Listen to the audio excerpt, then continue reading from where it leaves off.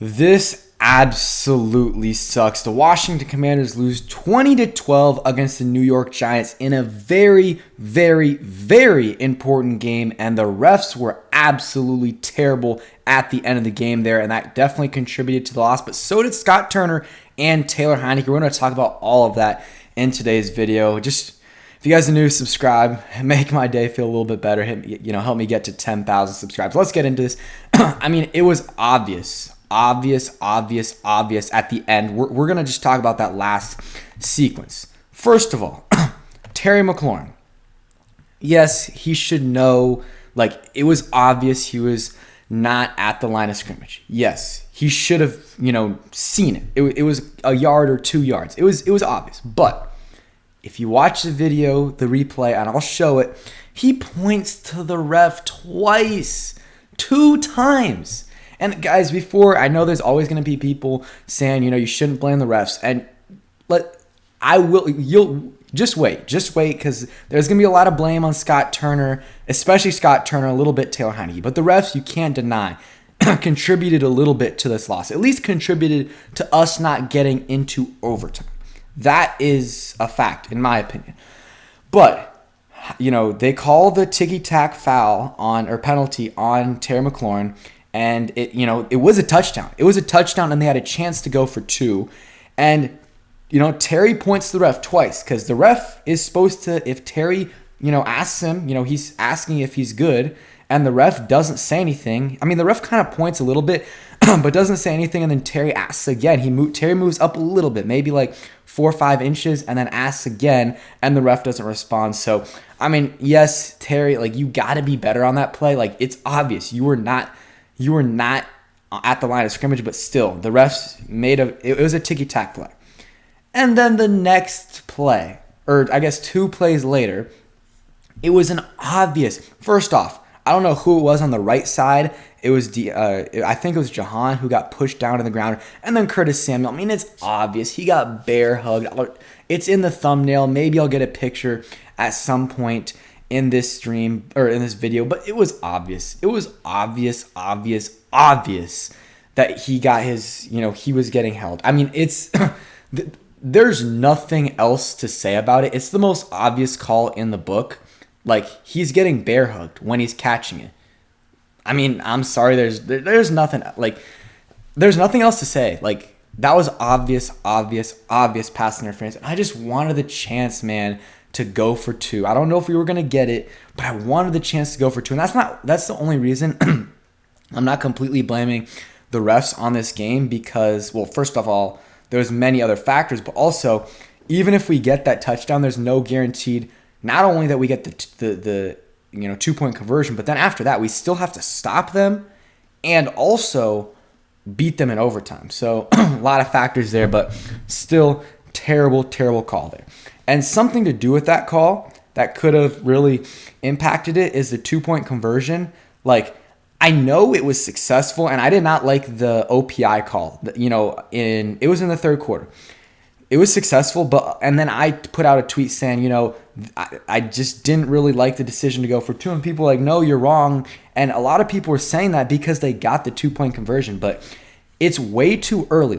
I think there was 5 minutes left in the third quarter. That's way too early to go for 2. You can't do that because then you're going to be chasing points if you don't get that. And then the OPI happens. I don't think it was, but OPI happens.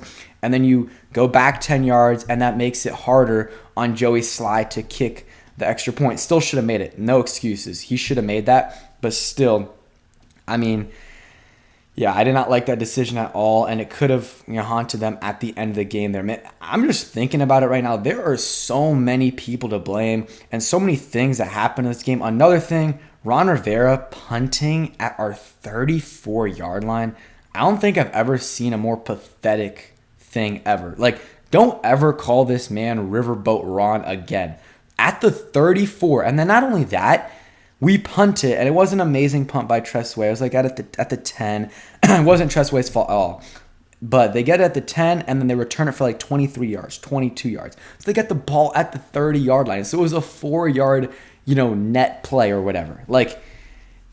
First of all, it's a 51-yard field goal. Maybe you don't make it. It looked like the wind was worse on that side. Then just go for it. Just go for it. That was pathetic.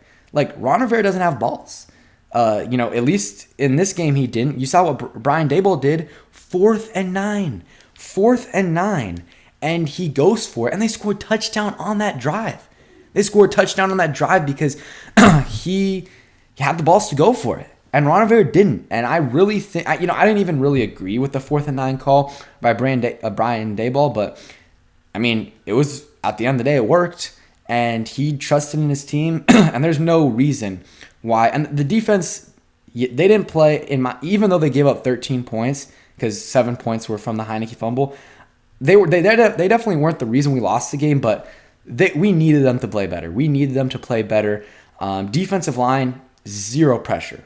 Zero pressure at all. Like, Daniel Jones early on was getting rid of the ball early, but then after that, they were like, oh, the D-line really isn't getting pressure. And he would drop back, and nothing would happen. Like, no pressure. And I'll get back to the defense. I'm all over the place, but if I had to blame one guy the most, I think it's Scott Turner. What an absolute terrible, terrible, terrible game. And I wish I could be louder, but my family's sleeping right now. But look at this. Brian Robinson, 12 carries for 89 yards. 7.4 yards per carry.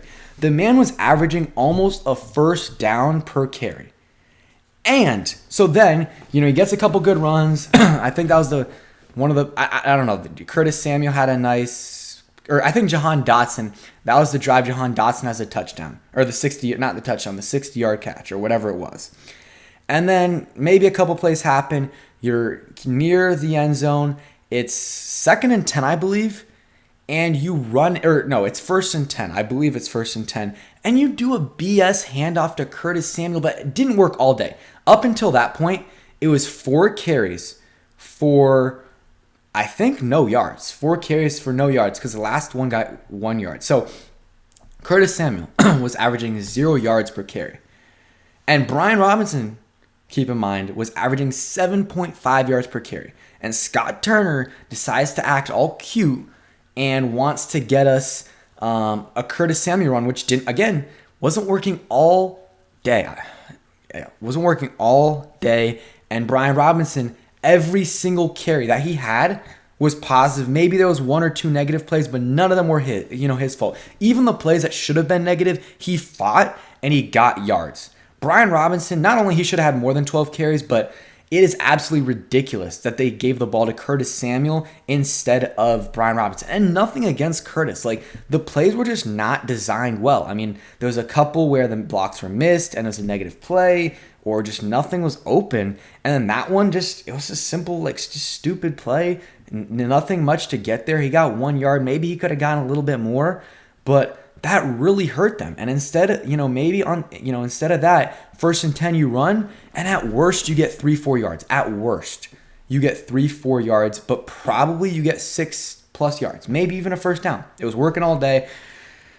Do not know why you do that. And then they do like a short pass to McLaurin, and then Heinicke fumbles. Man, you gotta have better ball security. Like, some of these fumbles are not his fault, but that is 100% on him. You cannot fumble in your own red zone about to kick a field goal. That could have changed the game. And even though that was definitely his fault, the reason I have Scott Turner more at fault is because we should have never been in that position to, on 3rd and 5 to drop back and pass, because we should have ran, or 3rd and 4, we should have ran it on 1st down with Brian Robinson every single time, and then ran it with him again, and then again, and then again, until you get in the end zone. And they didn't do that, and then they forced Heinicke to drop back, and Heinicke has a terrible fumble, had the fumble with Kayvon Thibodeau. Would like to have a little bit better security against Thibodeau, but Charles Leno got beat like a drum on that play. I believe that was Leno, because Thibodeau is usually on that side, but Leno did not look good today. And there was a couple other guys, but I feel like Leno was the guy that was really getting beat by Kayvon Thibodeau. Heinicke, 2 fumbles. Defense doesn't force a single turnover. You're not going to win many games when you lose the turnover battle by 2. It's not going to happen. And the thing is, they could have still won it, man. Like, I mean, if that fumble doesn't happen and it's just one, and instead of doing a 1 yard run to Curtis Samuel on first down, they do it to Robinson, that could have really changed the game, man. That could have really changed the game, and they probably score a touchdown there, and it is either 19 or 20 to 17. Like, or yeah, it would have been either 19. I mean, I guess it would have either been 18 or 20 to 17. So either way, they would have been up. This is a terrible loss. Their playoff chances go from 91% if they would have won this to like 38%. This absolutely sucks. I'm going to keep ranting real quick before we get into more negatives. Just want to get into a few positives of some players that played well. Brian Robinson played amazing. 12 carries, 89 yards, 7.4 yards per carry. Ridiculous they didn't give him the ball more. Gibson was Jahan Dotson, man, what a game. What a game. That amazing 61-yard catch, a touchdown, he did it all. Game ball to him, and McLaurin was good. 6 catches, 60 or 70 yards on 6 targets. Don't know why it took him until the third quarter to give him targets, and he got like all those targets on one drive. Bad play at the end there, but I'm not going to put that all on him. And then Curtis was fine. On defense, honestly, no one really stood out to me. I think Bob McCain played pretty well, but besides that, like, no one really played well. I mean, Montez Sweat had a couple pressures, but John Allen, Deron Payne, like, those guys were non-existent. I mean, Allen got a nice tackle for loss, but maybe they were getting held because these guys miss a lot of holding penalties, but I did not think that the D-line had a good game. Besides Montez Sweat a few plays, the D-line did not play well, and they were part of the reason they lost. And again, the defense only gave up really 13 points, but I felt like they played worse than that. Like, they were getting dominated at times. Sometimes they were playing well, but they were getting dominated at times in this game. Sometimes Saquon was just running on them. 18 carries, 87 yards, 4.8. So, like, he didn't absolutely, gash us, but he played pretty damn well. He played pretty well and had a touchdown as well. I'm trying to think. The linebackers were okay. Bostic got juked out of his socks by Saquon once. Jamin was okay. I mean, Jamin was honestly solid. Danny Johnson had a couple pass breakups. I know this is Del Rio's style, but I thought it was way more apparent this time and more obvious. They were playing so much soft coverage and like just allowing the Giants to get 6-7 yard receptions every single time. Like, there was times where like it's like 2nd and 10 and Danny Johnson and Kendall Fuller are 12 yards out on the DBs or on the receivers. Like, that can't happen. And some of those times were on plays where the Giants, if they get 5-6 more yards, they're way more in field goal range than they were before. Like, I did not like that by the Commanders. Also, didn't like they didn't get any pressure, and also no forced turnovers. The defense was not the reason we lost. You can't score 12 points and expect to win a game. You just can't. You cannot. I really, going into this game, I was pretty confident. I thought we were winning this game. We didn't. I was wrong. A lot of people this game's on. Not Tressway, though. Tressway, amazing.